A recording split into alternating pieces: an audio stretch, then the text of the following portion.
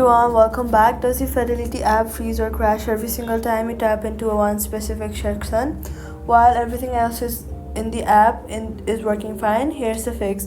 A freeze that only happens on one screen usually points out to a corrupted cache tied to that particular section's data.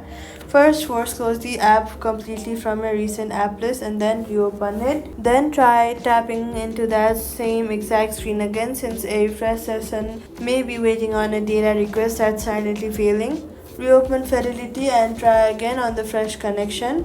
If the freeze is still happening,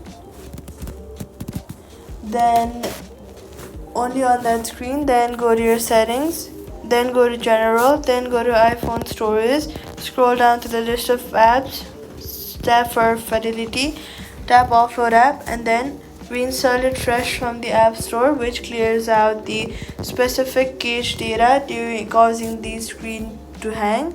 So all you've got to do is force close and reopen, reset your connection, then offload and reinstall if on one screen keeps freezing, and that's it. That section opens normally again. Subscribe.